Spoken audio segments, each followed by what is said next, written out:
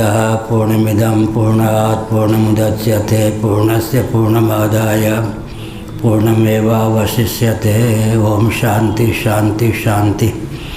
नामापिते च मधुरं मधुरं स्वरूपं कर्मापिते च मधुरं मधुरा स्मृतिश्च बुद्धिं प्रबोधय प्रभो मधुबोधशक्तिं विद्यां प्रयच्छ परमां परिभावयामि। कोमलं कूजयन् वेणुं श्यामलोऽयं कुमारकः वेदवेद्यं परं ब्रह्म भासतां हृदये मम। कूजन्तं राम रामेति मधुरं मधुराक्षरम् आरुह्य कविता शाखां वन्दे वाल्मीकिकोकिलं। निगमकल्पतरोर्गलितं फलं शुकमुखादमृतद्रवसंयुतं पिबत भागवतं रसमालयं। मुहुरहो रसिका भुवि भावुकाः तृणादपि सुनीचेन तरोरपि सहिष्णुना।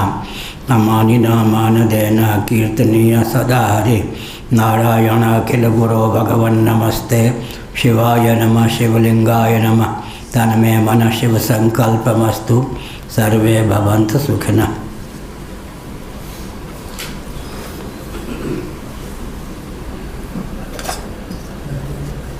कान तो 224 भाष्य है।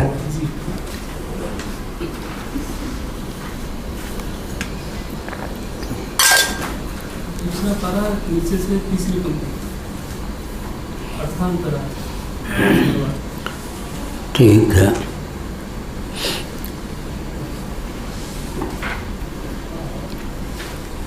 अब आरंभ से कहें वाक्य जनित विज्ञान मात्रा न ब्रह्मानात्म विज्ञान निवृत्ति चेन्न तत्वमसि नेति नेति आत्मैवेदम एकमेवा द्वितीयम ब्रह्मैवेदम अमृतम नान्यदतोस्ति दृष्टि तदेव ब्रह्मत्वं वेद्धि नेदम यदिदमुपासते इत्यादि वाक्यानां तद्वादित्वात्।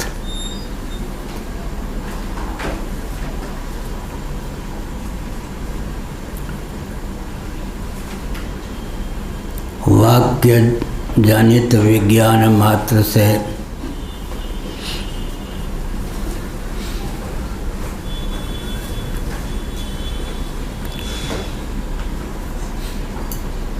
अब्रह्म एवं अनात्म विज्ञान की निवृत्ति संभव नहीं। अर्थात विधि व्यावर्तक मात्र से पूर्व पक्ष इति चेत न, ऐसा कथन उचित नहीं।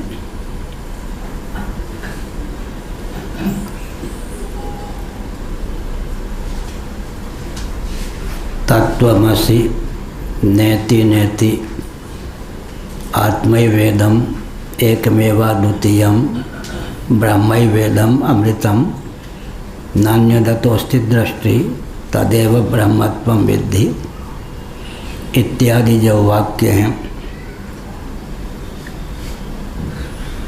इनमें तो विधि का समुल्लेख नहीं है, लेकिन ये तत्व के ज्ञापक सिद्ध होते हैं।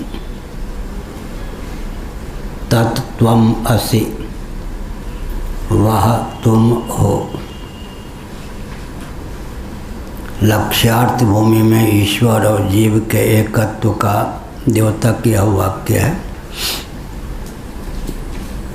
सामवेद से संबद्ध छांदोग्योपनिषद में 9 बार इसका उल्लेख। नेति नेति न इति न इति। कल हमने कहा था योग वासिष्ठ में 3 बार नेति नेति नेति कहा गया है। बृहदारण्यक में 2 बार है नेति नेति न इति न इति। स्थूल सूक्ष्म कारण तीनों का प्रतिषेध करने के लिए योग वासिष्ठ में नेति नेति नेति 3 बार नकार का प्रयोग है। विवक्षावसात बृहदारण्यक में 2 ही बार है नेति नेति। तो कार्य प्रपंच कारण प्रपंच, कार्य कारण दोनों का प्रतिषेध हो जाने पर 3 नेति के द्वारा जिस कार्य की सिद्धि होती है उसी की 2 नेति के द्वारा भी हो जाती है। तो कदाचित एक ही बार नेति हो तो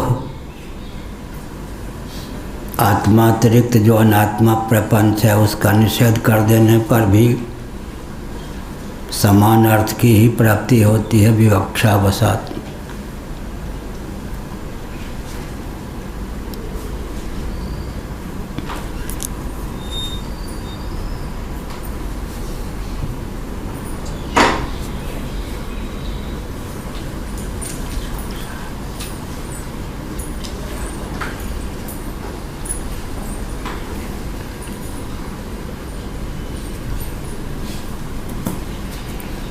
आत्मैवेदम इदम सर्वम आत्मैव, यह सब आत्मा ही।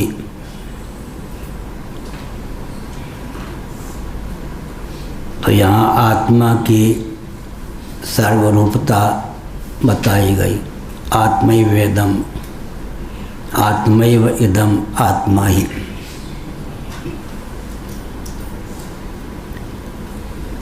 एकमेव अद्वितीयम, एकम एव अद्वितीयम। स्वगत सजाति विजाति वेद शून्य सन्मात्र तत्व ही अभिमत है। एकम वैशेषिक दर्शन की शैली में जातिवादकों में एक भी सन्निहित है। जातिवादक 6 होते हैं, उनमें स्वरूप से कदाचित कोई एक है,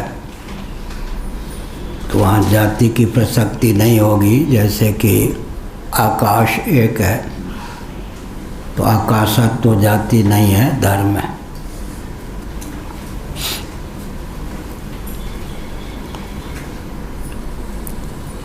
एक वेदांत प्रस्थान के अनुसार हम अर्थ करें तो अद्वितीयम विजाति भेद का वारक यह शब्द है। एक एकम स्वगत भेद का वारक है, एव सजातीय भेद का वारक है। विवक्षावसात पिछले दिनों हमने कहा कि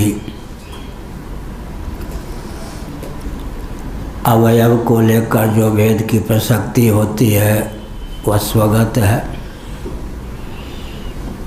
सदृश को लेकर जो भेद की प्रसक्ति होती है वो सजातीय है।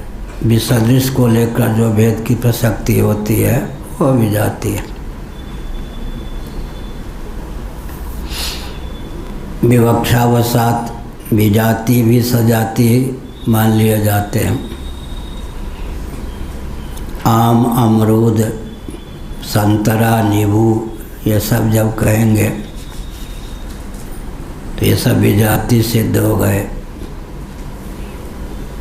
लेकिन जब हम कह देंगे फल या वृक्ष तो सजाति सिद्ध हो गए। वृक्ष ले लेंगे तो सभी वृक्ष, फल ले लेंगे तो सभी फल हैं। विजातीय भी विवक्षावसात सजातीय हो जाते हैं। मनुष्यत्व कहेंगे तो मनुष्य मात्र सजातीय हो गए। अब ब्राह्मणत्व इत्यादि कहेंगे तो मनुष्यों में भी विजातीय भेद की प्रसक्ति हो गई। विवक्षावसात इसको कहते हैं। वक्ता के बोलने का जो दृष्टिकोण है उसी का नाम विवक्षा है। विवक्षावसात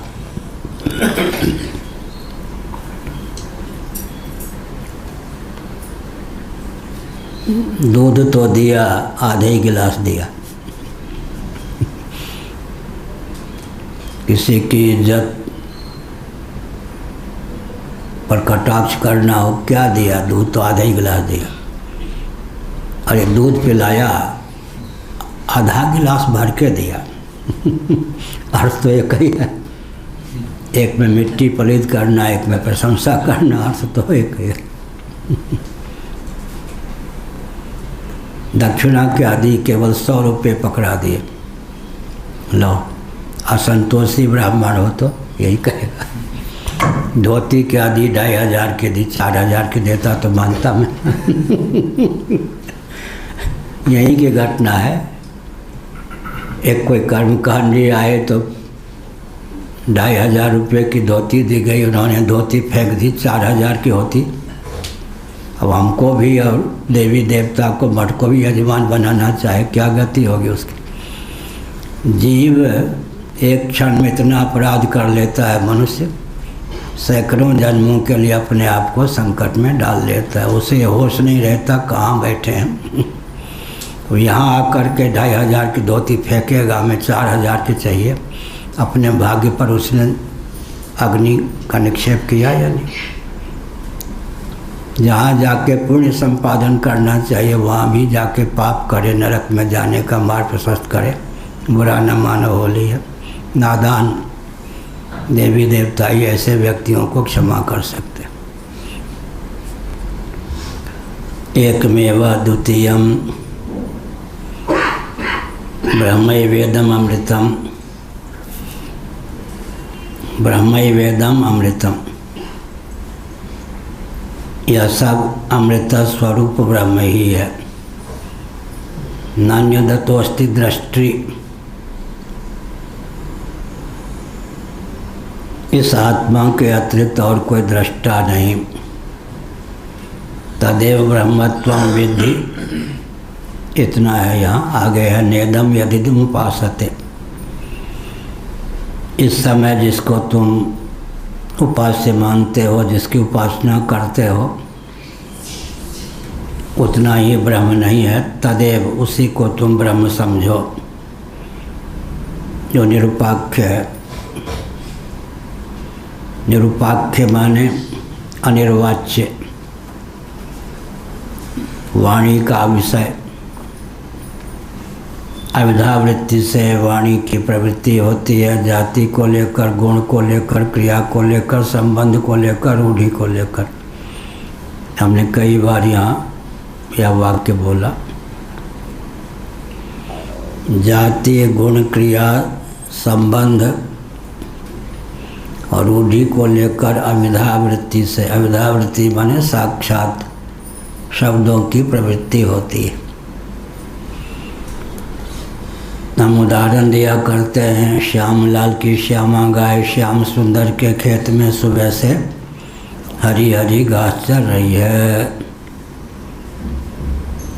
इस वाक्य में जो शब्दों को गुंफित किया गया है, जाति को लेकर, गुण को लेकर, क्रिया को लेकर, संबंध को लेकर, रूढ़ि को लेकर, गाय कह दिया गया, ये रूढ़ार्थ है।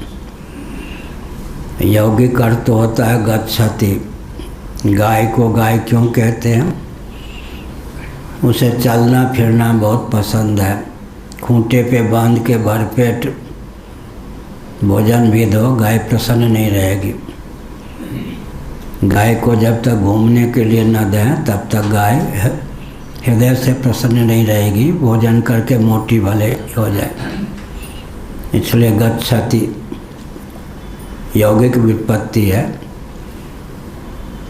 तो बैठी हुई गाय में भी लक्षण नहीं जाएगा, बैठे हुए और चलने वाले बंदर में भी लक्षण चला जाएगा। इसलिए रूढ़ार्थ भी होता है। डित्थ, डवित्थ, काष्ठमय मृग, काष्ठमय हस्ती, हाथी, ये सब रूढ़ शब्द हैं, रूढ़ार्थ।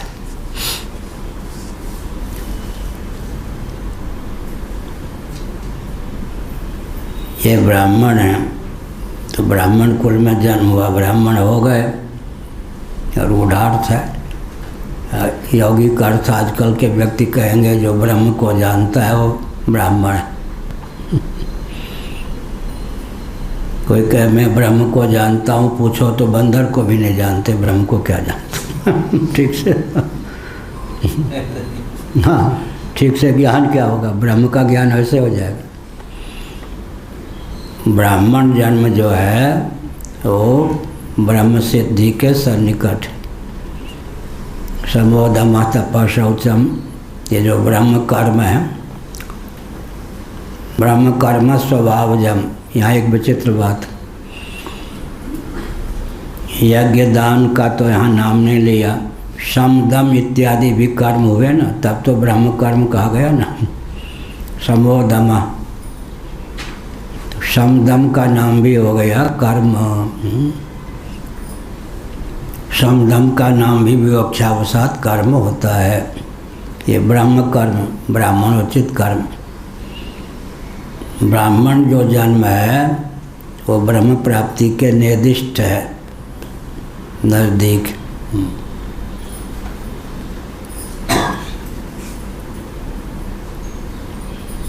तो शास्त्र को मानना चाहिए।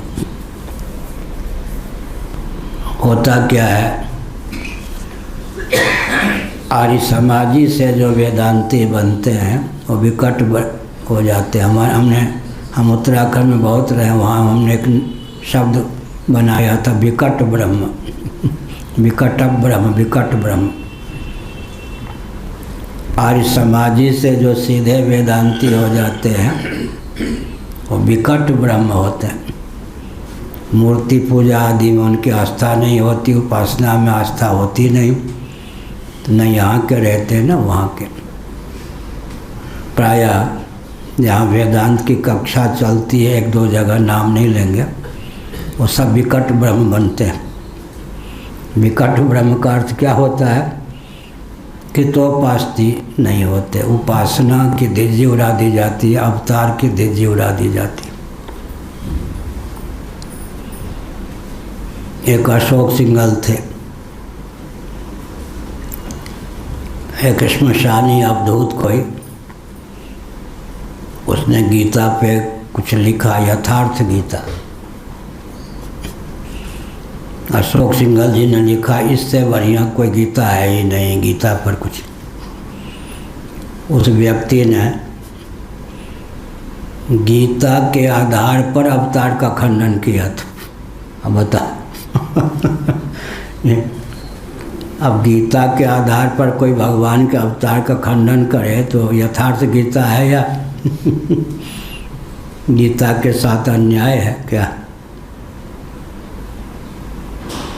वैशेषिक दर्शन की बात करो तो वैशेषिक विधा से उसकी व्याख्या करो।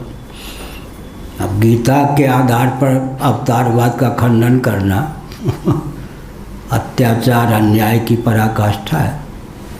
इसलिए यथार्थ गीता सम्मति देने वाले अशोक सिंघल इतनी बढ़िया सम्मति दी, क्या कहना। तदेव ब्रह्मत्वं विद्धि इत्यादि वाक्यानां तद्वादित्वात्।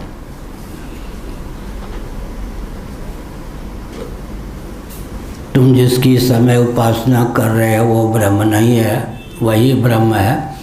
उसी को तुम ब्रह्म समझो जिसमें ब्रह्म के लक्षण चरितार्थ होते हैं, सच्चित आनंद इत्यादि वाक्यानां तद्वादित्वात्। ये जो वाक्य हैं ये ब्रह्म के निरूपक हैं, ब्रह्म का निरूपण करने वाले, प्रतिपादन करने वाले, कथन करने वाले हैं। इन वाक्यों से सिद्ध ब्रह्म तत्व का बोध होता है।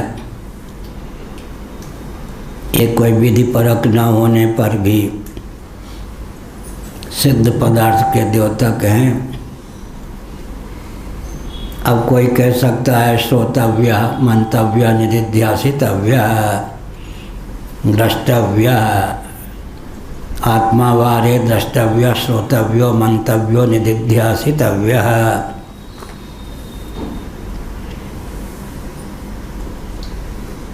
विधि तो अत्यंत अप्राप्त में प्रसक्त होती है,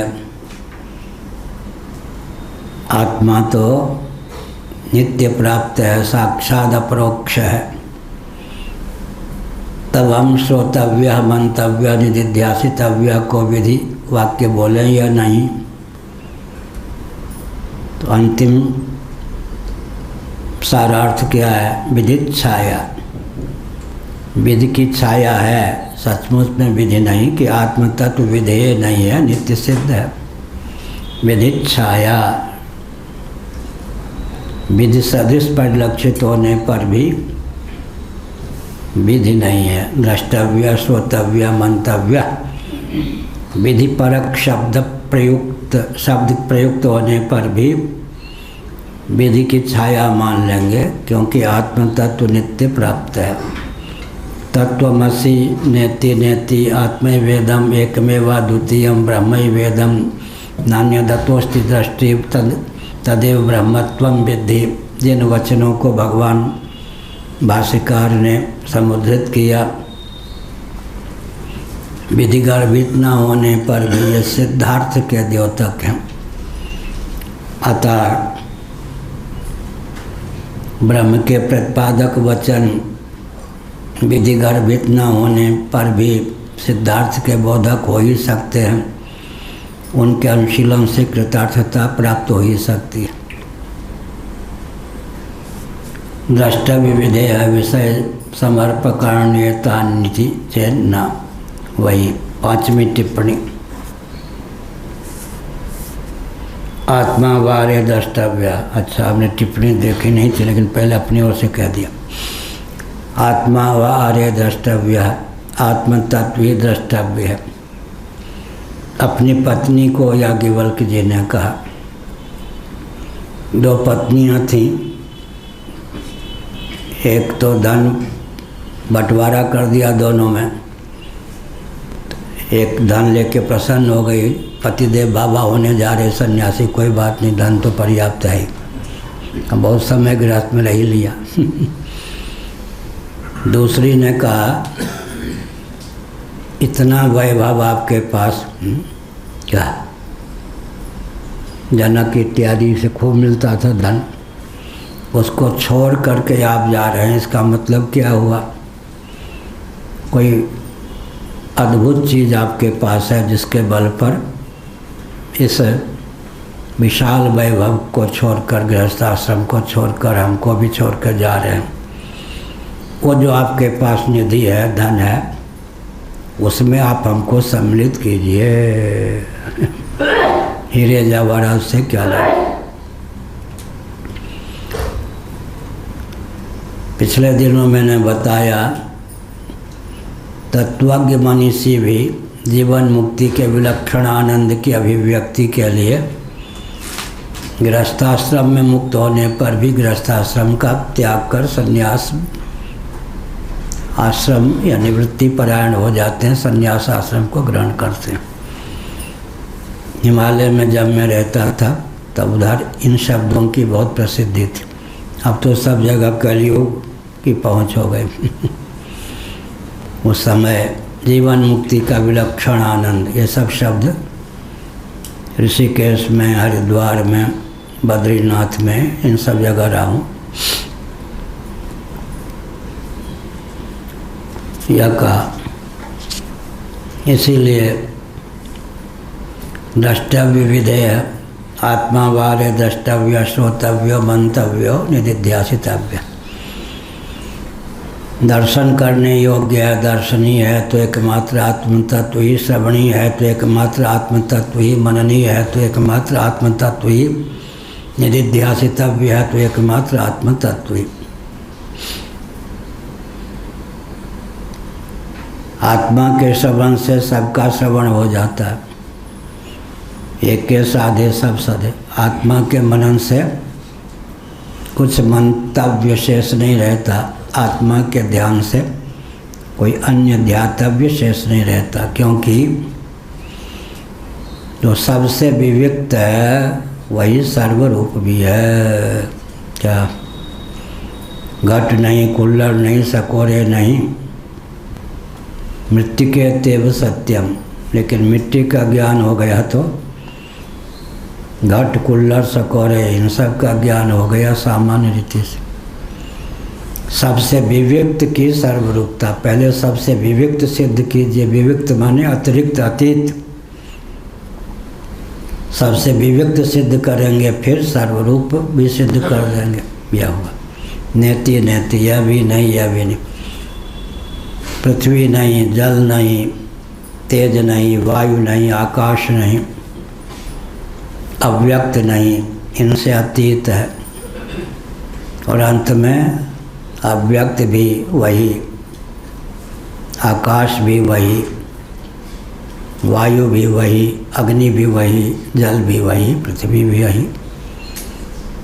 सबसे विविक्त की सर्वरूपता भी सिद्ध हो जाती है। पहले विविक्त का बोध होना चाहिए, फिर विविध रूपों में उसी की अभिव्यक्ति का बोध होना चाहिए। बाद सामानाधिकरण से एकत्व हो जाता है जीव ईश्वर जगत का द्रष्टव्य। मुख्य सामानाधिकरण से लक्ष्यार्थ में एकत्व होता है। वाच्यार्थ को लेकर जो एकत्व है बाद सामानाधिकरण से। कहीं एकत्व मुख्य सामानाधिकरण से, कहीं बाद सामानाधिकरण से।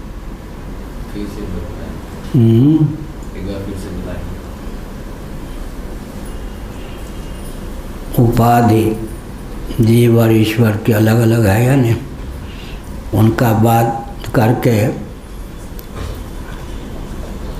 त्वमपद का जो लक्ष्यार्थ है कूटस्थ, तत्पद का लक्ष्यार्थ जो है ब्रह्म, उनका एकत्व हो गया।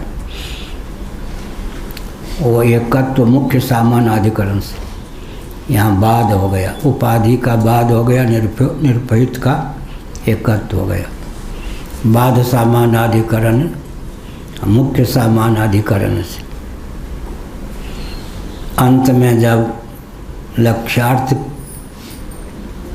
की ही सर्वरूपता सिद्ध होती है, ब्रह्म वेदम सर्वम, जगत का जो ब्रह्म से एकत्व है बाद सामानाधिकरण से। और कूटस्थ का और ब्रह्म का जो एकत्व है मुख्य लक्ष्यार्थ में एकत्व मुख्य सामानाधिकरण से, वाच्यार्थ में एकत्व बाद सामानाधिकरण से।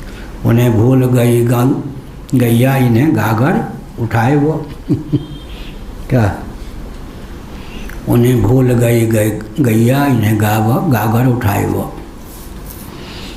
कन्हैया को गायें भूल गई, इनको गगरी उठाना भूल गया। ऐसे ही मुख्य सामानाधिकरण से लक्ष्यार्थ में एकत्व है, बाद सामानाधिकरण से वाच्यार्थों का एकत्व है।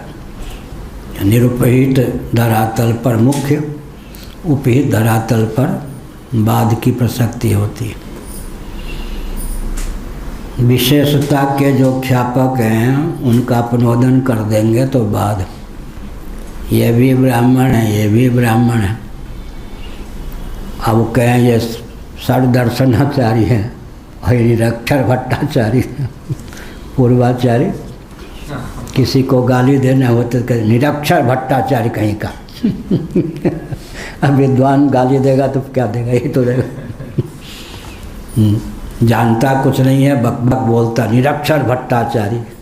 भट्टाचार्य तो कह दे पर निरक्षर, भट्टाचार्य वो गुण हो गया दोष। इसीलिए तो क्या हुआ, हम में तुम में बस भेद यही, तुम मैं नर हूँ तुम नारायण हो। विदुर जी ने कहा, बिंदु दिन हम में तुम में, बिंदु वृंदावन हुए। हम में तुम में बस भेद यही, हम नर हैं तुम नारायण हो। हमें संसार के हाथों में, संसार तुम्हारे हाथों में पहले बिंदु ये खूब चलते थे उनके, अब तो सब समाप्त। सिनेमा ने सब पे पानी फेर दिया। लहर भी होती है, सूरदास तुलसीदास ये सब शिथिल कर दिए गए तो बिंदु जी चले, राधे स्वामी रामायण चलाया, वो सब अब तो फिर कुछ क्या धारा है, वो धारा भी कब तक रहेगी नहीं कह सकते। हम में तुम में बस भेद यही, हम न रहें तुम नारायण हो, हम हैं संसार के हाथों में, संसार तुम्हारे हाथों में। मुख्य समानाधिकरण में जो मुख्य शब्द है इसका मुख्य माने नीचे से जो सुदूर होता है, ऊपर से वो समीप होता है। कहाँ बैठ के देख रहे ये कहेंगे। तो अब पार्थिव प्रपंच में बैठ कर के ब्रह्म को देखेंगे, अत्यंत दूर है वो। पार्थिव प्रपंच से निर्दिष्ट कौन होगा? पृथ्वी है। निर्दिष्ट माने समीप। और पृथ्वी से समीप है जल, जल से समीप है अग्नि, अग्नि से समीप है वायु, वायु से आकाश, आकाश से अव्यक्त, अव्यक्त से आत्मा, बहुत दूर। और ऊपर से देखेंगे तो पृथ्वी सबसे दूर है। कहाँ बैठ के देख रहे हैं क्या? अब सप्तर्षि के बीच में, सप्तर्षियों के बीच में ध्रुव तारा है। कोई सप्तर्षि होकर देखेगा तो अपने मध्य में ध्रुव तारा को, अपने भूमंडल पर रह के देखेगा तो बहुत दूर। आनंदमयी माँ को एक ही वाक्य व्याख्या था, उसी से दिग्विजयी हो गई। कोई कितना बड़ा विद्वान आवे, पिताजी अगर छोटी आयु का है तो बेटा, पुत्र, आपने जो कहा जहाँ आप बैठे वहाँ से ऐसे लगता। वो बेचारा सोचने के लिए बाध्य हो जाता कि हमारी गतिमत स्थिति इनको मालूम। एक ही वाक्य से उन्होंने दिग्विजयी अपने को सिद्ध कर लिया। क्या वाक चातुर्य होना चाहिए। तो पढ़ने लिखने की आवश्यकता नहीं होगी, एक ही वाक्य से सबको मूर्ख बनाने में समर्थ हो जाएंगे। आपने जो कुछ कहा जहाँ आप बैठे वहाँ से ऐसे लगता है। आपने जो कुछ कहा जहाँ आप बैठे वहाँ से ऐसे लगता है। हो गया, वो सोचेगा अरे राम ये तो सिद्ध है भाई, हमारी गति मति स्थिति सब समझ लें। कुछ और पढ़ने की जरूरत नहीं।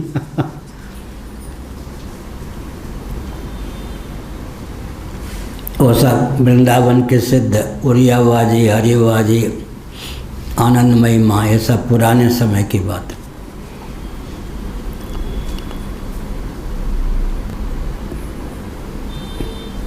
लेकिन हमारे पास आनंदमयी माँ, हम तो बच्चे ही थे, उनका सबसे अंतरंग लाडला प्यारा अर्थ इकोनॉमिक्स में पीएचडी या एमए तो थे ही, पीएचडी भी रहे, प्रोफेसर रहे थे। अपने सबसे लाडले प्यारे व्यक्ति को, बंगाली को, मेरे पास ही पढ़ने के लिए आनंदमयी माँ ने भेजा। कई महीने पढ़े भी हो। हजारीबाग सोमानी में वो थे। हाँ, अच्छा अच्छा। और कहाँ है वहाँ? Inter college? इंटर कॉलेज वो जी। अच्छा। और सोम भैया को भी उन्होंने इंग्लिश पढ़ाई। अच्छा, उन्होंने पढ़ाई, आपने जो दंडी स्वामी हो गए थे शिष्य, वो उन्होंने? अच्छा, इंटर कॉलेज में थे। अच्छा, इंटर कॉलेज। अच्छा, वो द्रष्टव्य विधेय विधेय विधेय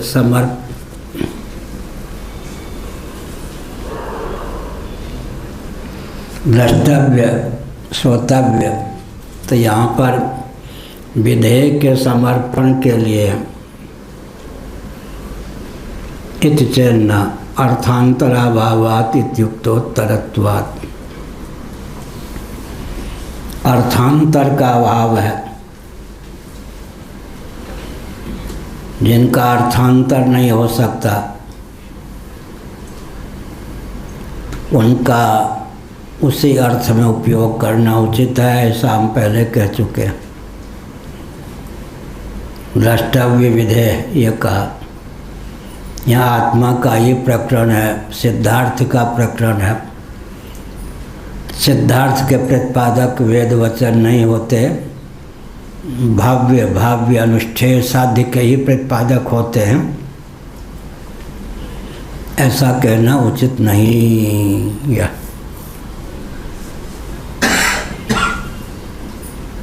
भूत भव्य ये दोनों ही वेदार्थ होते हैं।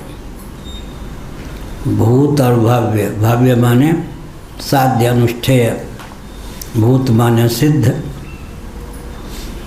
अथा तो धर्म जिज्ञासा, अथा तो ब्रह्म जिज्ञासा। धर्म क्या है, भव्य है या भूत? भव्य है। और ब्रह्म भूत है, भूत है। नए व्यक्ति सोचेंगे ब्रह्म कोई भूत कह दिया। भूत माने सिद्ध, भव्य माने साध्य। अथा तो धर्म जिज्ञासा, धर्म वैदिक समधिगम्य, तस्मात् शास्त्रम प्रमाणम थे। गीता।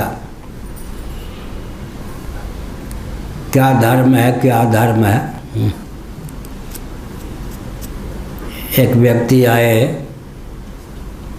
पूज्य गुरुदेव को कहा उन्होंने, मेरे सामने की घटना, महाराज मेरी पत्नी श्री सूक्तम का पाठ करती हैं, खूब धन हमको प्राप्त है। फिर आने एक प्रकार से आया कि आप लोग तो वेद पाठ में स्त्रियों का अधिकार नहीं मानते हैं, तो मेरी पत्नी वेद श्री सूक्तम है ना, वेद, उसका पाठ करती हैं, खूब धन मिलता है। एक दो बार कहा, महाराज मुस्कुराए, तो मेरी ओर देख करके इन्होंने बहुत बढ़िया कहा। उससे कहा, भाई बहन का विवाह करा दो, फिर भी संतान की उत्पत्ति हो सकती है, लेकिन अवैध है, ये समझ लो। सफलता भी चाहिए तो विधि की सीमा में। बस बेचारे का मुँह लट गया, भगा। समझ गए क्या कहा? भाई बहन का विवाह करा दो, फिर भी तो संतान की प्राप्ति हो सकती है, लेकिन कोई भी सत्पुरुष वैध तो नहीं मानेगा। इसलिए सफलता या फल के हम पक्षधर नहीं हैं, विधि गर्भित विधि सम्मत सफलता के पक्षधर हैं। कदाचित विधि का अतिक्रमण करके सफलता भी मिले तो नाज न करे। विधि का अतिक्रमण जो है, अतिक्रमण ही है, वो पाप ही है। अब अगर उस ब्राह्मणी के वकालत करने हों तो क्या कहें? एक थे बहुत बड़े पंडित, आर्य समाज से सनातनी हुए थे, बहुत दिग्गज। तो वो स्वर्गाश्रम पहुँचे, हनुमान प्रसाद पोद्दार जी से कहा,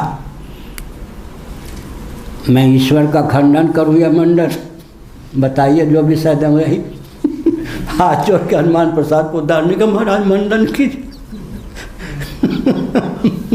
और उनको कुछ लेना देना नहीं, खंडन भी कर सकते, ईश्वर से कुछ लेना देना नहीं। हनुमान प्रसाद पोद्दार, हमने एक बार दर्शन किया है, महाराज आप खंडन मत कीजिए, मंडन नहीं कीजिए। यह इसलिए सफलता के हम पक्षधर नहीं हैं, विधि सम्मत सफलता मिलनी चाहिए, विधि गर्भित। ऐसे ही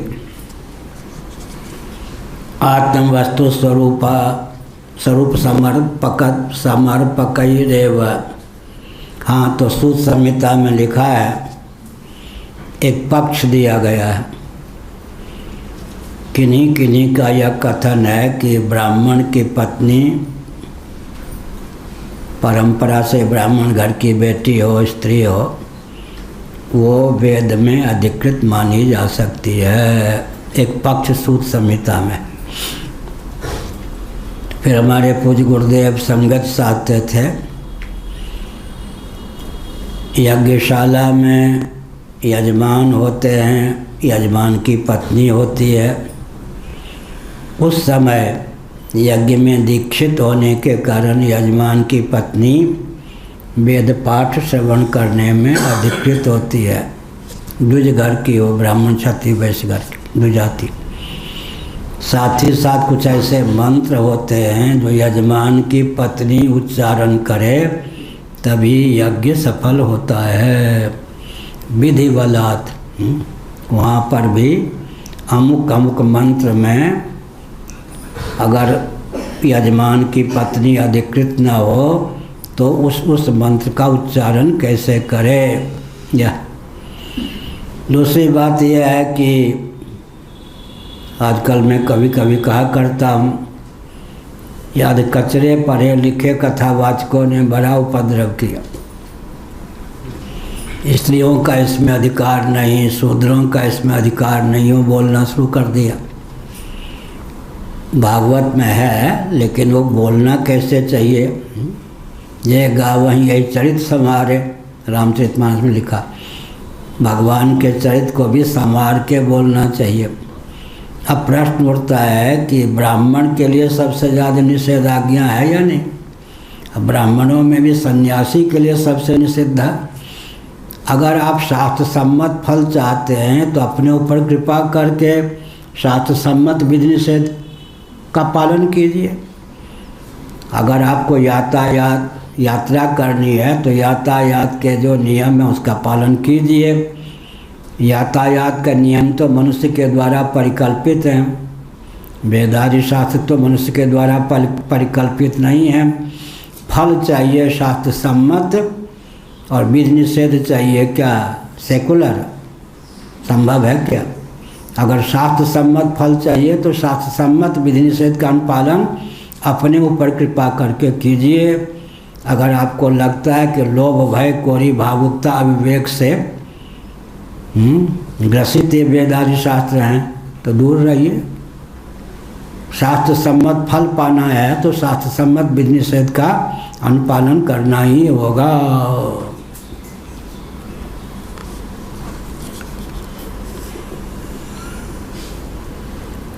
तो आत्म प्रतिपादक जो वचन होते हैं विधि परक न होने पर भी अपने अर्थ के आदायक होते हैं। सिद्धार्थ के प्रतिपादक वेद वचन नहीं होते ऐसा नहीं, और भाव्य के प्रतिपादक नहीं होते ऐसा नहीं। अथा तो धर्म जिज्ञासा, यहाँ धर्म की जिज्ञासा करनी चाहिए। अथा तो ब्रह्म जिज्ञासा, यहाँ ब्रह्म की जिज्ञासा करनी चाहिए। धर्म भव्य होता है, ब्रह्म भूत है, सिद्ध है। पिछले दिनों हमने बताया कि फिर वैदिक समधिगम्य दोनों को क्यों मानते हैं। धर्म तो वैदिक समधिगम्य हो सकता है क्योंकि साध्य और साधन का ज्ञान वेदों के द्वारा ही होगा। स्वर्ग कामो यजेत, याग का फल स्वर्ग है, कहाँ से जाना। प्रत्यक्षादि प्रमाण के द्वारा नहीं जान सकते, इतर प्रमाण के द्वारा। वैदिक समधिगम्य यह तथ्य है कि याग का फल स्वर्ग होता है। लेकिन ब्रह्म तो सिद्ध पदार्थ है, फिर वह वैदिक समधिगम्य क्यों। इसका उत्तर क्या है, माना कि विधि ब्रह्म जो है सिद्ध पदार्थ है, परंतु 3 लोक से मथुरा न्यारी 3 लोक से मथुरा न्यारी। इसका अर्थ क्या हुआ, जाति गुण क्रिया संबंध रूढ़ि से अतिक्रांत ब्रह्म तत्व है। वो तो श्री वैष्णव प्रस्थान में आजकल ऐसा ब्रह्म मान्य नहीं होगा। जाति गुण क्रिया संबंध, तो फिर क्या वेदों की आवश्यकता ही नहीं रहेगी। तो ब्रह्म क्यों वैदिक समधिगम्य है, क्योंकि अविद्या वृत्ति से शब्दों की प्रवृत्ति जाति गुण क्रिया संबंध रूढ़ि को लेकर होती है। इन सबसे अतिक्रांत ब्रह्म तत्व है। इसलिए वैदिक समधिगम्य धर्म और ब्रह्म दोनों। जिसके जीवन में धर्म निष्ठा नहीं उसका जीवन सार्थक हो सकता नहीं। जिसके जीवन में ब्रह्मनिष्ठा नहीं उसका जीवन सार्थक हो सकता नहीं। यहाँ पे धर्म जिज्ञासा के बाद धर्मानुष्ठान के फलस्वरूप चित्त की शुद्धि और समाधि, चित्त की शुद्धि समाधि के फलस्वरूप ब्रह्म जिज्ञासा के फलस्वरूप ब्रह्मोपदेश के फलस्वरूप ब्रह्म ज्ञान। यहाँ पे जो शब्द प्रवृत्ति के 5 हेतु हैं, उसमें उस दिन जो मैंने आपसे से जिज्ञासा की थी कि सरस्वती रहस्योपनिषद में जो अस्थि भांति और प्रिय को लिया बाद में, तो क्या इन 5 में ही उसका समावेश हो जाता है? पृथक से आनंदगिरी जी ने क्या और महाभाष्यकार ने 5 ही लिया। शब्द प्रवृत्ति के जाति, कर्म, गुण, क्रिया और संबंध रूढ़ि। जाति, गुण, कर्म माने क्रिया, संबंध, रूढ़ि, शब्द प्रवृत्ति के 5 हेतु हैं। तो अस्थि भांति प्रिय को जो ब्रह्म के लक्षण के रूप में उपनिषद ने कहा, जाति अविधा वृत्ति भी तो है ना विशेषण, अविधा वृत्ति है, तो वो लक्षणा से साक्षात अविधा वृत्ति से शब्द प्रवृत्ति के जो हेतु है जाति, गुण, क्रिया, संबंध, रूढ़ि, अविधा वृत्ति से ये प्रवृत्ति होती है। और लक्षणा की आवश्यकता होगी। तो जगत में भी तो अस्थि भांति प्रियता, तो 8 जो अनुगति है ना, तो अनुगति होने पर भी अनुगति तो 2, किसकी अनुगति, किसमें अनुगति है? जिसमें अनुगति है वो जगत है। जगत में भी एक ही थोड़े है, पृथ्वी भी जगत है, जल भी है, तेज भी है और वायु भी है, आकाश भी है। वायु और आकाश निरूप है और आकाश का प्रत्यक्ष दर्शन कैसे होगा?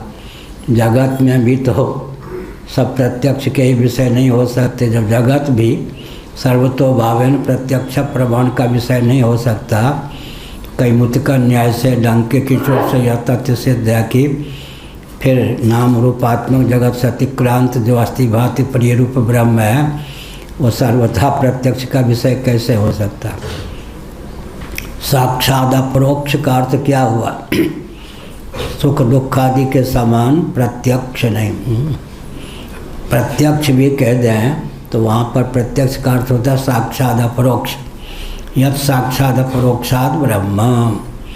जगत भी सर्वतोभावेन, अव्यक्त भी जगत है, आकाश भी जगत है, वायु भी जगत है, कोई निरूप है, कोई रूपयुक्त है, कोई केवल प्रत्यक्ष प्रमाण का विषय है, कोई शास्त्रिक समधिगम्य है। जगत में भी जब सब शास्त्र प्रत्यक्ष प्रमाण के ही विषय नहीं है, फिर जो अधिष्ठानात्मक ब्रह्म है प्रत्यक्ष प्रमाण का विषय कैसे होगा? अनुमान आदि का विषय करेंगे तो शास्त्र सम्मत अनुमान का विषय हो सकता है, केवल कोरी तर्कना का विषय नहीं हो सकता। तो जगत को लेकर के अविधा वृत्ति से अस्थि भांति प्रियता जो चरितार्थ है, उसको क्या इन 5 में ही अस्थि भांति प्रियता जो है अनुगत्य को लेकर है ना। अनुगत्य को लेकर सन घटा, सन पटा, सन पट, संत्याप, अस्थि भू, सन वायु, यहाँ सत की अनुगति हो गई। ऐसे अनुगत कौन है? किसमें अनुगति है? जिसमें अनुगति है यहाँ पर वो क्या हो गया? घटपट, वायु इत्यादि। अनुगत कौन है? सच्चिदानंद। ऐसा सच्चिदानंद है तो उसमें भी आकाश है। जब कहेंगे आकाश प्रिय है, आकाश को लेकर भांति कहेंगे, तो वो जो आकाश का अस्तित्व हुआ, भान हुआ, आनंद हुआ, अस्थि भांति प्रिय, वो सूक्ष्मता की अवधि को लेकर है। घट आदि को कहेंगे अस्थि भांति प्रिय, उसमें सुगमता है। आकाश को लेकर जब कहेंगे अस्थि भांति प्रिय, तो वहाँ पर तो फिर सामान्य ढंग से अस्थि भांति प्रिय सिद्ध करना भी कठिन है। जगत में भी सबको प्रत्यक्ष प्रमाण का विषय नहीं माना जा सकता है। फिर कैमुतिक न्याय से यह तथ्य है कि 3 लोक से मथुरा न्यारी जो कहावत है ब्रह्म, जो कि शब्द प्रवृत्ति के साक्षात विषय से, इसलिए हमने 2 शब्दों को कहा है, विधि गर्भित निषेध मुख और निषेध गर्भित विधि मुख। नेति में निषेध है लेकिन इति भी है, नो के आगे इति है। निषेध गर्भित नहीं, विधि गर्भित निषेध मुख से नेति। और सत्यम ब्रह्म, ज्ञानम ब्रह्म, आनंदम ब्रह्म, आनंदो ब्रह्म, यह विधि परक वाक्य है, निषेध नहीं है। अनंतम में निषेध है, अनंत। सत्यम ज्ञानम आनंदम आनंदः, ये जो है निषेध गर्भित विधमुख से है। सत्यम ब्रह्म, ज्ञानम ब्रह्म विशेषण, ये निषेध गर्भित विधमुख से है। और नेति केवल व्यावर्तक ही हो जाए तो हाथ कुछ नहीं लगेगा, तब तो घट हाथ नहीं लगेगा। अघट कहने पर घटातिरिक्त का व्यावर्तन हो गया, हाथ कुछ नहीं लगा। इसलिए शंकराचार्य ने लिखा है सत्यम ज्ञानम अनंतम। सत्यम भी ज्ञानम भी ये केवल व्यावर्तक ही नहीं है, विशेषण व्यावर्तक होते हुए अपने अर्थ के ख्यापक भी है। शंकराचार्य ने भाष्य में, तैत्तिरीय उपनिषद के भाष्य में लिखा, केवल व्यावर्तक ही नहीं है, व्यावर्तक होते हुए अर्थ के समर्पक भी हैं। नील कमल में नील व्यावर्तक हुआ, श्वेत इत्यादि कमल को लेकर श्वेत इत्यादि का। नील केवल व्यावर्तक हो गया या अपने विशेषिका कुछ आदायक लक्षक भी हुआ ऐसे। तो सत्यम इत्यादि जो विशेषण हैं वो केवल व्यावर्तक ही नहीं है बल्कि सांकेतिक विधा से अर्थ के आदायक भी हैं।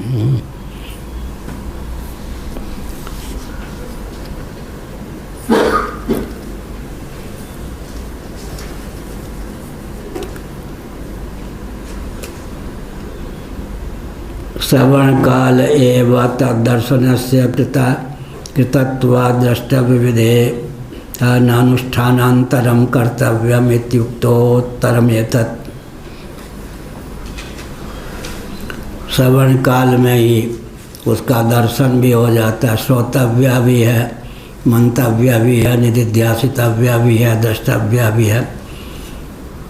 तत्त्वमसि इत्यादि भी श्रवण काल एव तदर्शन से कृतत्वात् द्रष्टव्य विधेय नानुष्ठानांतरम।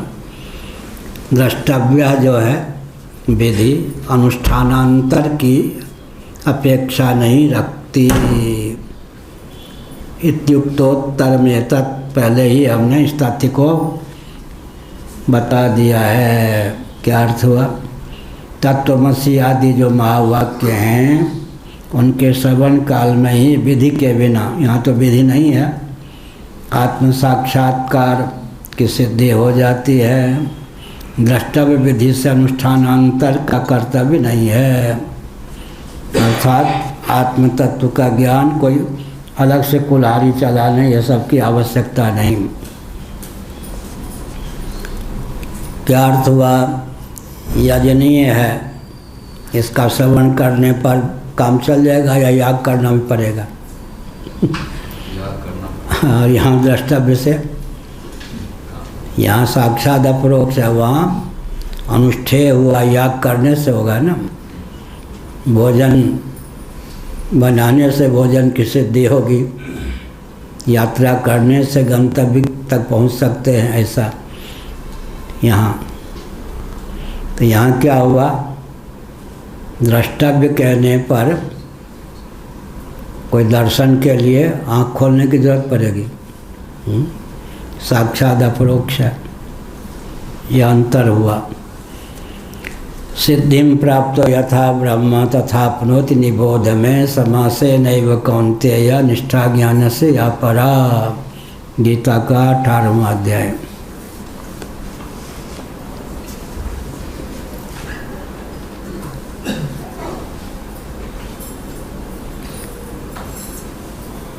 आत्मस्वरूपान्वाख्यान मात्रेण आत्मविज्ञाने विधिमंत्रेण न प्रवर्तत इति चेन्न पुमानत प्रवर्तको विधिरूपेण इति शेषः। विधि रूपेण जो है उसमें दीर्घ होना चाहिए टिप्पणी में। रूपेय है, विधि रूपेय, रूपेय, अच्छा रूपेण रूपेय, हाँ यह है, अच्छा हमको वो विधि उपेय, तब ठीक है, तब ठीक है, वो ठीक लिखा है, उपाय और उपेय। भगवान शंकराचार्य ने लिखा है उपेय की सिद्धि उपाय के अधीन होती है। अपने भाष्यों में उपेय की सिद्धि उपाय के अधीन होती है। गंतव्य तक गति कैसे होगी? गमन क्रिया का लंबन करके होगी।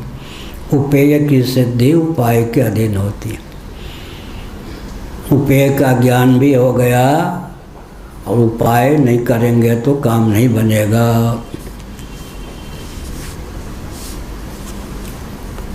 लेकिन यहाँ तो तत्व नित्य सिद्ध है। सिद्ध होने पर भी कैसा है? साक्षात अपरोक्ष है। पंजाबी बोले, पंजाबी लोग कहेंगे अपना आपा ही है तो दूसरा थोड़े है।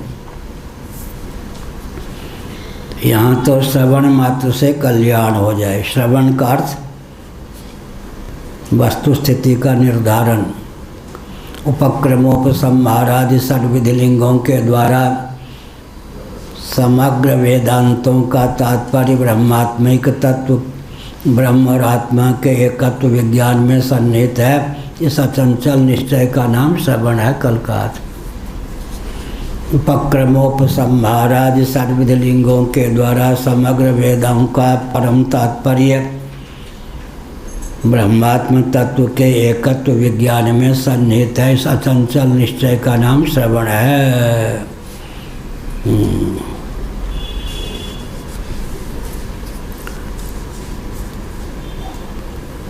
आत्मस्वरूपान्वाख्यान मात्रेण आत्मविज्ञाने विधिमंत्रेण न प्रवर्तत इति चेन्न।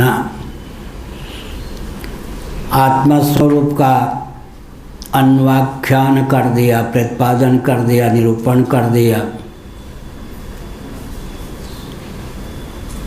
लेकिन आत्मविज्ञान की सिद्धि कैसे होगी इस पर कहा।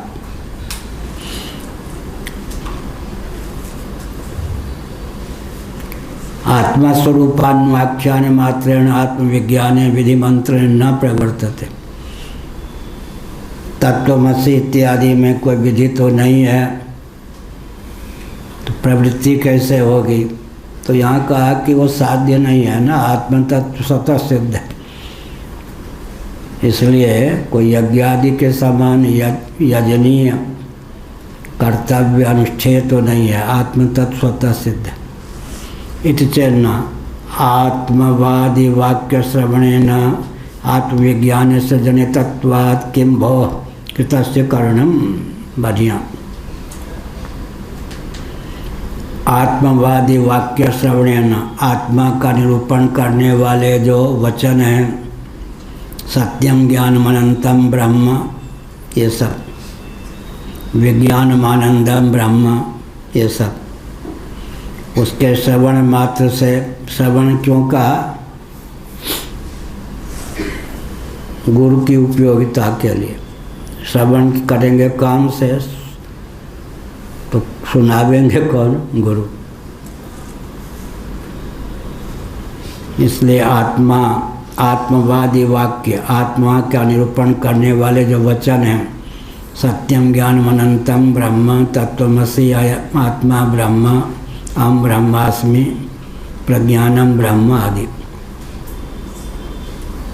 आत्मविज्ञान जनितत्वात्, वो जो वाक्य हैं आत्मविज्ञान के जनक होते हैं। आत्मा जन्य नहीं है, लेकिन आत्मविज्ञान तो जन्य है ना। आत्मविज्ञान जन्य है, आत्मा जन्य नहीं। किम भो कृतस्य कर्णम, फिर कहा पृष्ठ पोषण पेषण, पिसे हुए को पीसने की क्या जरूरत, किम प्रयोजनम अकिंच कर्म, यह अभिप्राय हुआ। कृतस्य कर्णम इति, इतने से ही सब काम बन गया, फिर और करना क्या है।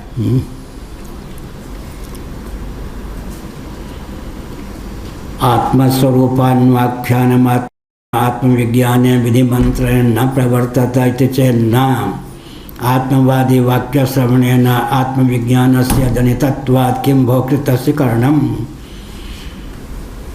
पिसे हुए को पीसना क्या, जो पहले से ही सिद्ध हो चुका उसके लिए और क्या, श्रवण मात्र से ज्ञान हो जाएगा। किसको, साधन चतुष्टय संपन्न व्यक्ति को, कृतोपास्ति को। ऐसा ज्ञान हो गया तो वस्तु तो नित्य प्राप्ति ही है।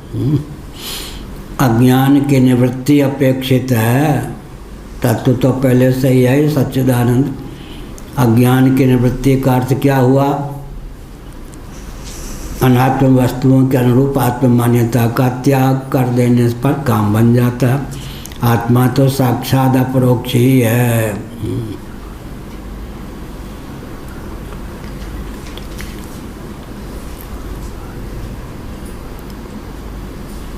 स्वामी अखंडानंद सरस्वती जी महाराज समझाने के लिए अपने ढंग से बोलते थे। स्वर्गादि परोक्ष हैं, घटपटादि प्रत्यक्ष हैं, देहेंद्रियादि अपरोक्ष हैं, आत्मा साक्षात अपरोक्ष है। ऐसा वो समझाने में तात्पर्य था।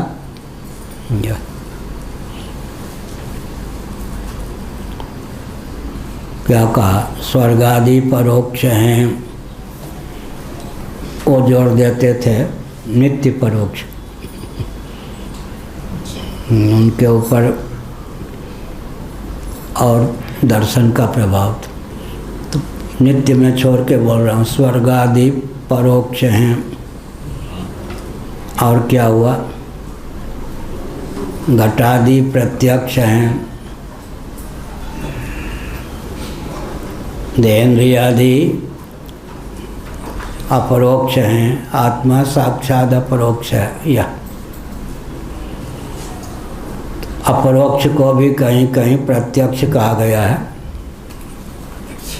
विवक्षावसा जो अपरोक्ष है वो तो साक्षात अपरोक्ष, बृहदारण्यक में कहा गया साक्षात अपरोक्ष। साक्षात जो विशेषण है उसके गौरव की सिद्धि के लिए दो भेद हो जाता, अपरोक्ष और साक्षात अपरोक्ष। सुखादि क्या है, अपरोक्ष हैं। कामादि क्या है, अपरोक्ष हैं। भूख प्यास क्या है, अपरोक्ष हैं। अपरोक्ष, परोक्ष नहीं हो गया तो अपरोक्ष हो गया, प्रत्यक्षार्थक हो गया अपरोक्ष। लेकिन आत्म तत्व साक्षात अपरोक्ष है। साक्षात विशेषण लगाने से परोक्ष का अर्थ हो गया भूख प्यास इत्यादि अपरोक्ष। आत्म तत्व साक्षात अपरोक्ष, क्योंकि भूख प्यास आदि से भी प्रत्यक्ष होते हैं। सुख दुख आदि अपरोक्ष, आत्मा साक्षात अपरोक्ष। साक्षी साक्षात अपरोक्ष। नाक्ष विषय, साक्षी जो है अक्ष का विषय नहीं। हाँ,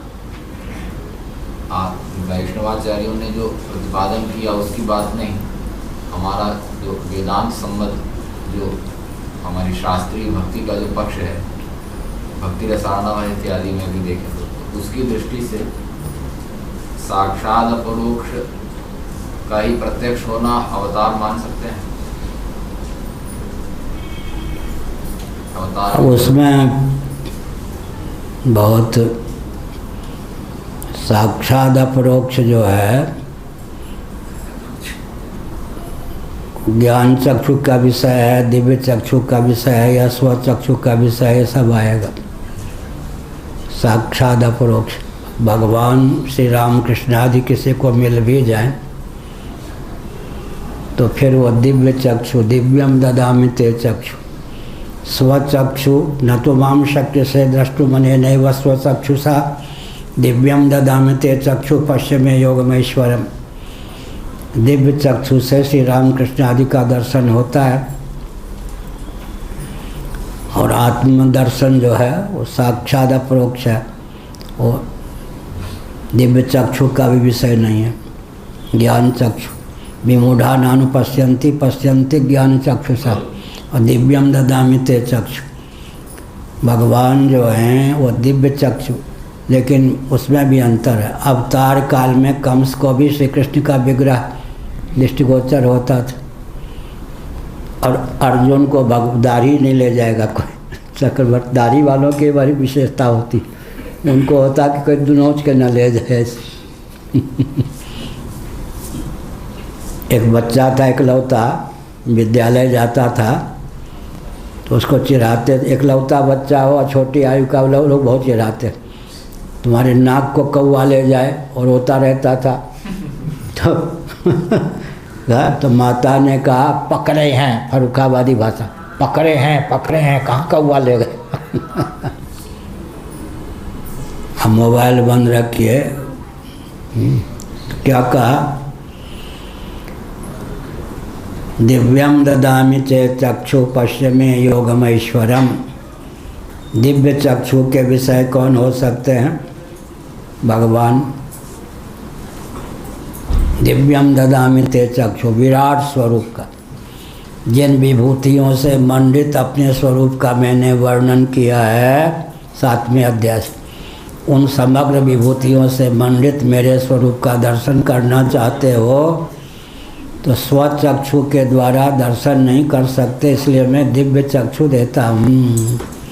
पश्चिमे योगम ऐश्वरम, मेरे योग के ऐश्वर्य को, चमत्कार को, प्रभाव को देखो। उस समय अवतार काल में तो भगवान का विग्रह कंस, शिशुपाल, दुर्योधन आदि को भी होता था। आजकल तो लेकिन आजकल एक क्षण के लिए हो जाए तो दिव्य चक्षु चाहिए, उस समय तो बिना दिव्य चक्षु के भी होता था। इतने तो पुण्य आत्मा वो लोग थे कि भगवान का विग्रह तो दर्शन होता था अवतार काल में। तो क्या अर्थ हुआ? आत्म तत्व जो है साक्षात अपरोक्ष है। अब श्री राम कृष्ण आदि जो हैं का विग्रह, उनके श्री विग्रह में जो आत्मा है, फिर ये मानना पड़ेगा या नहीं? श्री राम कृष्ण आदि के दिव्य देहेंद्रिय प्राणांतःकरण में जो आत्म तत्व है, जिसे वो आत्मा कहते हैं, वही तो हमारे यहाँ भी आत्मा है, उसमें कोई विलक्षणता थोड़े है। लेकिन श्री राम कृष्ण आदि का दर्शन जो है मायोपाधिक परमात्मा का दर्शन है, आत्मा का दर्शन वो भी नहीं है। परमात्मा भी अवतार ले लें तो उनका दर्शन दिव्य दृष्टि से होगा, तो आत्मदर्शन तो नहीं है। परमात्मा का अवतार तो हो गया, लेकिन परमात्मा श्री रामकृष्ण आदि के श्री विग्रह में भी जो आत्मा है वह भी तो दिव्य चक्षु का विषय नहीं है, साक्षात अपरोक्ष ही। अपरोक्षता और साक्षात अपरोक्षता में भेद है। लघु शंका करके आओ।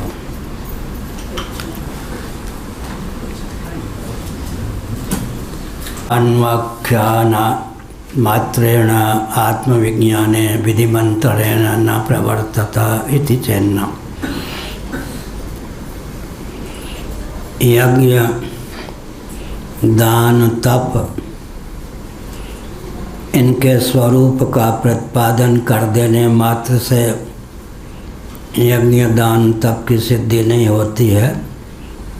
सिद्धि के लिए अनुष्ठान भी अपेक्षित होता है। लेकिन आत्म तत्व का अन्वाख्यान प्रतिपादन या निरूपण कर देने मात्र से क्या आत्म तत्व की सिद्धि हो जाती है? इसका उत्तर है कि यज्ञ, दान, तप आदि के समान आत्म तत्व कोई साध्य भाव्य पदार्थ नहीं है, अनुष्ठेय नहीं है। आत्मा तो नित्य सिद्ध है। तो श्रवण मात्र से ज्ञान हो जाता है, क्योंकि आत्म तत्व उत्पाद्य आप्य संस्कार्य विकार्य नहीं है। क्या आत्म तत्व क्या क्या नहीं है? उत्पाद्य नहीं है, आप्य नहीं है, विकार्य नहीं है, संस्कार्य नहीं है। शंकराचार्य जी ने अन्यत्र लिखा भाष्य। यज्ञ आदि जो होते हैं, भोजन बनाना जो होता है, उत्पाद्य आप्य प्राप्त करने योग्य, संस्कार्य विकार्य विकार। आत्म तत्व आप्य संस्कार्य विकार्य नहीं है। आत्मा नित्य प्राप्त है। केवल अनात्म वस्तुओं के अनुरूप आत्म मान्यता के निरसन प्रतिषेध की आवश्यकता है। यज्ञादि में समाधि को भी ले सकते हैं क्या? यज्ञादि में यज्ञ आदि यज्ञ दान आदि उसमें समाधि को भी ले सकते हैं। समाधि? अच्छा, कौन सी समाधि? समाधि कहाँ रहती है? समाधि कहाँ रहती है? योग दर्शन में जिस समाधि का वर्णन है। ठीक है, वो क्या हुआ? समाधि जो है आगे आएगा। चित्तवृत्ति का निरोध पर भगवान शंकराचार्य पूर्व पक्ष उठा करके उत्तर देंगे। समाधि क्या है? समाधि के दो अर्थ होते हैं। समाधौ न विधीयते समाधा वचला बुद्धि, गीता। समाधौ न विधीयते समाधा वचला बुद्धि। समाधौ वचला बुद्धि में आत्मा का नाम समाधि है। समाधौ न विधीयते, ऐसे व्यक्ति के जीवन में समाधि की सिद्धि नहीं होती। एक समाधि आत्मा ही है। एक समाधि यम नियम आसन प्राणायाम प्रत्याहार धारणा ध्यान की घाटी पार करने के बाद प्राप्त होती है। समाधि जो है साध्य है या सिद्ध है? और आत्मा सिद्ध है या साध्य है? ठीक, साध्य नहीं है ना, आत्मा तो स्वतः सिद्ध है। इसलिए आत्मा स्वरूप का अन्वाख्यान कर देने, प्रतिपादन निरूपण कर देने मात्र से जो आत्मविज्ञान होता है, उस आत्मविज्ञान का फिर किसी क्रियाकलाप में विनियोग या उपयोग नहीं होता। जबकि भोजन विज्ञान प्राप्त भी हो गया तो भोजन बनाने से भोजन की सिद्धि होगी। गंतव्य का ज्ञान हो भी गया तो गंतव्य तक पहुंचने से वहाँ पर गति प्राप्त होगी। इस प्रकार अनुष्ठेय नहीं है, आत्म तत्व नित्य सिद्ध है। और आत्मविज्ञान जो हुआ उसका पर्यवसान प्रवृत्ति में नहीं है, क्योंकि आत्मा नित्य सिद्ध है। ज्ञान और ज्ञान में अंतर हुआ या नहीं? विस्मृत कंठाभरणवत, कहाँ लिखा? भागवत वेद स्तुति। विस्मृत कंठाभरणवत, कंठ में आभूषण हो लेकिन लगे कि खो गया। अरे अरे, वो कोई कहे कि कंठ में ही है। विस्मृत कंठाभरणवत, वह कंठाभरण प्राप्त करने की आवश्यकता नहीं है। स्मृति मात्र से, बोध मात्र से कंठाभरण की प्राप्ति होती है। हम लोग बचपन में खेल रहे थे। एक नेपाल के रिश्तेदार सभागाछी एक सभा विशेष में जा रहे थे।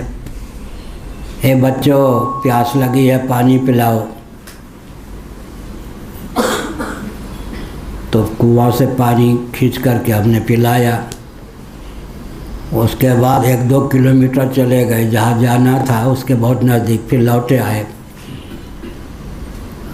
हमारी गठरी कहाँ गई? ना तो गठरी वहाँ रखी, ना कुछ, गठरी सर पर ही। अब बच्चे तो शरारती होते ही है, हम क्या जाने, तुम्हारे माता पिता सब शिकायत करेंगे, तुमने हमको परेशान कर दिया, गठरी तुम चुरा के ले गए। तुम लोग चोर तो नहीं हो, लेकिन हमको तंग करने के लिए छिपा के रख दिया, और तुम्हारे माता पिता से जाकर हम शिकायत करेंगे। शिकायत खूब कर लीजिए, हमें कोई चिंता नहीं है। तुम्हें मार पड़ेगी? बिल्कुल नहीं पड़ेगी। क्यों नहीं पड़ेगी? तुम्हारी गठरी कहाँ छिपा के रख दी। बहुत परेशान बेचारे रोगे। कहा पंडित जी सर पे है गठरी। अरे 2 किलोमीटर आगे जाके लौटा, इतने परेशान हुआ, सर पे गठरी। विस्मृत कंठावरणवत, इसीलिए का तो विज्ञान मात्र से गठरी की प्राप्ति हो गई या उसके लिए अलग से प्रयास करना पड़ा। ऐसे ही आत्म तत्व का विज्ञान हो जाने पर ही काम सध जाता है, क्योंकि कोई वस्तुअंतर नहीं, साक्षात अपरोक्ष ही आत्म तत्व है, ब्रह्म तत्व है। आत्मवादी वाक्य श्रवणेन आत्मविज्ञानस्य जनितत्वात् किं भो कृतस्य कारणम। आत्मा के प्रतिपादक वचन सत्यम ज्ञानम अनंतम ब्रह्म इत्यादि के श्रवण मात्र से आत्मविज्ञान हो जाता है। अब आप ही बताओ, फिर कुछ करने धरने से क्या प्रयोजन? वो तो नित्य प्राप्त है। विस्मित कंठावरणवत उदाहरण देते हैं। किम भो कृतस्य कारणम, फिर किसी करने से क्या प्रयोजन? कुछ भी नहीं, वो तो है ही।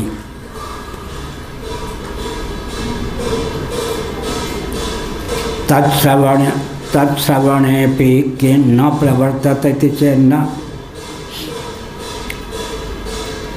अनवस्था प्रसंगात्, ये कहा।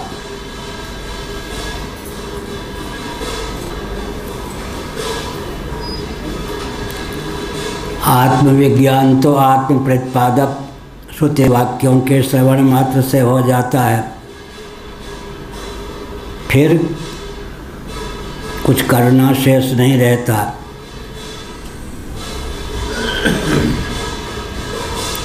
पुरुष उसे श्रवण करने में भी प्रवृत्त नहीं होता, ऐसा भी नहीं कह सकते।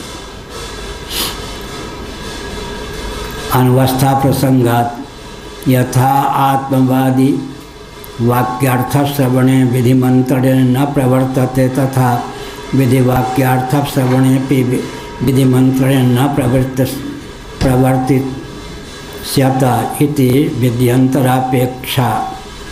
इस प्रकार से कहा, उसमें भी प्रवृत्ति बिना विधि के नहीं, उसमें भी प्रवृत्ति बिना विधि के नहीं।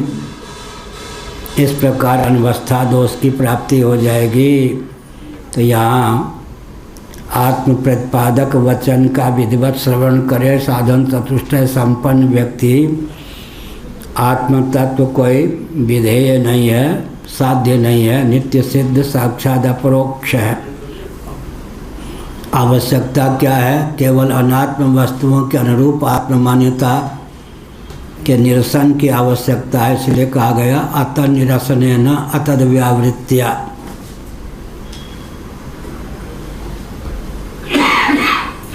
वाक्य जनित आत्मज्ञान स्मृति संतते है श्रवण विज्ञान मात्रादर्थांतरत्वमिति चेन नार्थ प्राप्तत्वात्।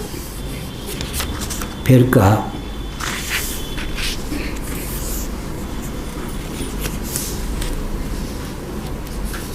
यदैव आत्म प्रतिपादक वाक्य श्रवणात् आत्म विषय विज्ञानम उत्पद्यते तदैव तदुत्पद्यमानं तद्विषय मिथ्या ज्ञानम तयद निवर्तयदेव उत्पद्यते। यहाँ करना क्या है? अनात्म वस्तुओं के अनुरूप आत्म मान्यता का निरसन ही तो अपेक्षित है।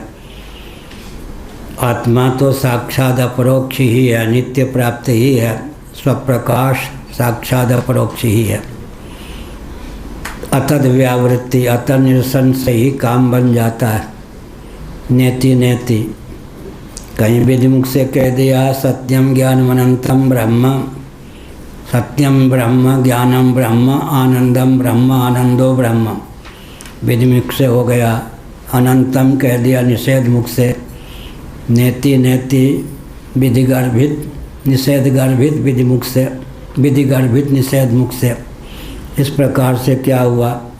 आत्मा नित्य प्राप्त है, साक्षात अपरोक्ष ही है। आत्मा श्रवण से क्या होता है? अनात्म वस्तुओं के अनुरूप आत्म मान्यता का निरसन होता है और आत्मा के अनुरूप ही आत्म तत्व का ख्यापन या बोध होता है।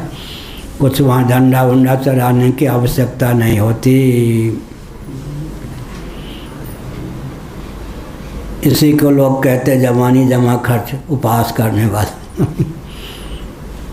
सबसे दुर्लभ वस्तु जो है वही सबसे सुलभ है। क्या?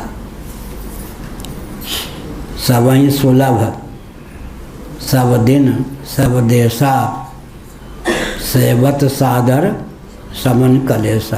सत्संग की महिमा। यहाँ सत का अर्थ क्या होगा इस पंक्ति में? आत्मा। सत्संग की महिमा तुलसीदास जी ने क्या लिखी? सब ही सुलभ, सब दिन सब देशा। सब ही सुलभ माने वस्तुकृत परिच्छेद शून्य है आत्म तत्व सत्य। सब दिन कालकृत परिच्छेद शून्य है। सब देशा देशकृत परिच्छेद शून्य है। यहाँ सत्संग में सत का अर्थ आत्मा ही है, नहीं तो ये सब जो उधर ले जाएंगे अर्थ नहीं लगेगा। सब ही सुलभ, वो सत्संग कहाँ सबको सुलभ है? इसलिए सब ही सुलभ, सब दिन सब देशा। फिर कहते हैं कि ये दैहिक दैविक भौतिक ताप की प्राप्ति क्यों है? सेवत सादर समन कलेशा। पानी में मीन पियासी, रे मोहि सुन सुन आवे हाँसी। धोबिया जल विच मरत पियासा, पानी में ठार पीवे नहीं मूर्ख, अच्छा जल है खासा। कबीरदास जी और नानक जी ने क्या कहा? पानी में मीन पियासी, रे मोहि सुन सुन आवे हाँसी। धोबिया, वो कौन धोबी? जीव। धोबिया जल विच मरत पियासा, पानी में ठार पीवे नहीं मूर्ख, अच्छा जल है खासा।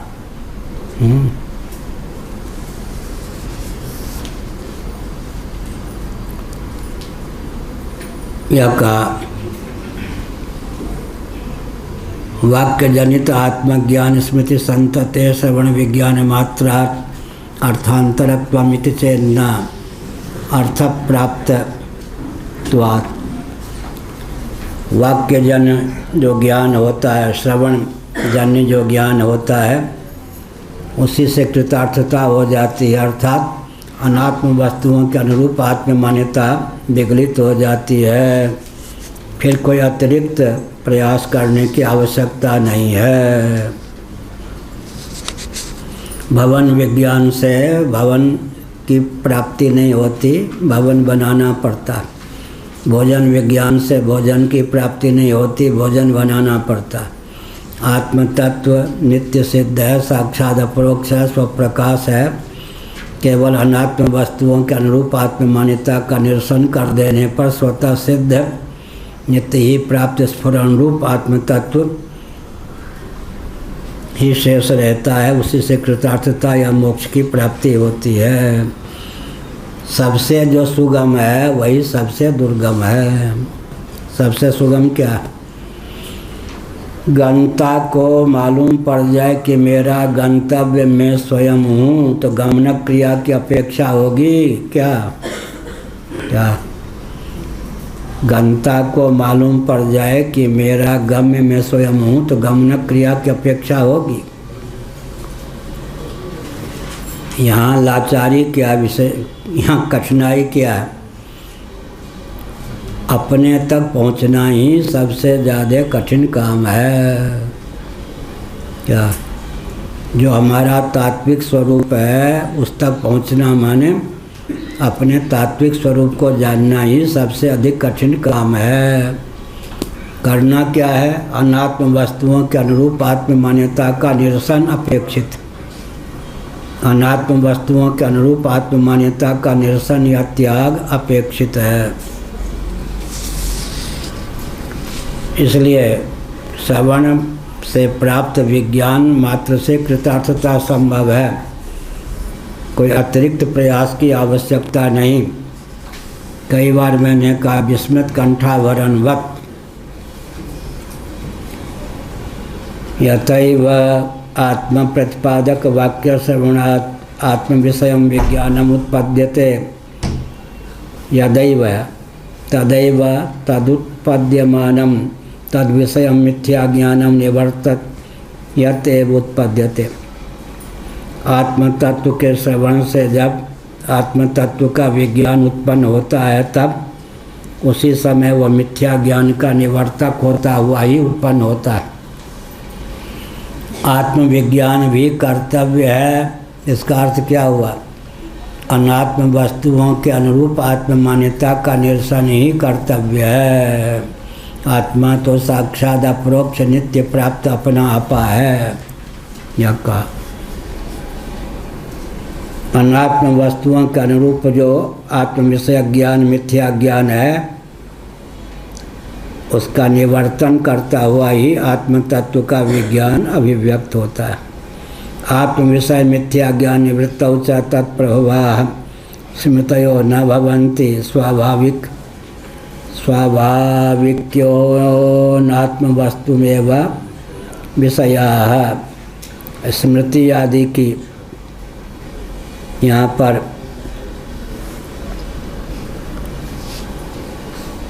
स्वाभाविक्यो अनात्म वस्तुमेव विषयाः अनर्थत्वावगतेश्च आत्मावगतौ ही सत एक इतने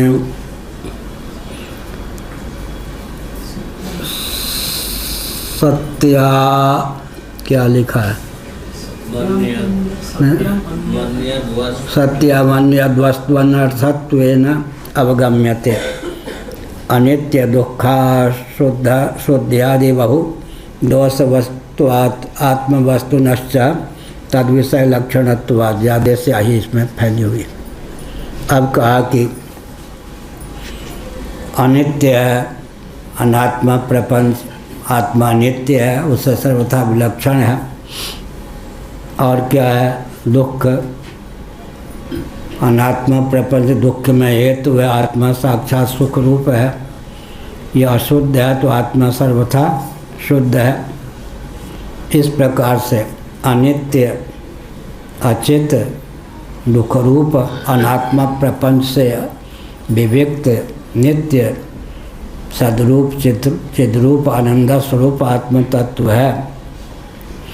यहाँ आत्म तत्व की प्राप्ति के लिए परमात्म तत्व की प्राप्ति के लिए कोई चेष्टा अपेक्षित नहीं है। स्वतः सिद्ध नित्य प्राप्त है। केवल अतन निरसन अतद व्यावृत्ति के लिए ही प्रयास की आवश्यकता है। आत्म तत्व का श्रवण होने पर अनात्म वस्तुओं के अनुरूप अर्थात अन्नमय प्राणमय मनोमय विज्ञानमय आनंदमय कोश से विविक्त जो साक्षी स्वरूप आत्म तत्व सच्चिदानंद है उसकी उपलब्धि हो जाती है। यहाँ उपलब्धि पहले से है, उपलब्ध की ही उपलब्धि है। इसका मतलब केवल अनात्म वस्तुओं के अनुरूप आत्म मान्यता के परित्याग की अपेक्षा है। ओम पूर्णमदः पूर्णमिदं पूर्णात् पूर्णमुदच्यते पूर्णस्य पूर्णमादाय पूर्णमेवावशिष्यते। ओम शांति शांति शांति।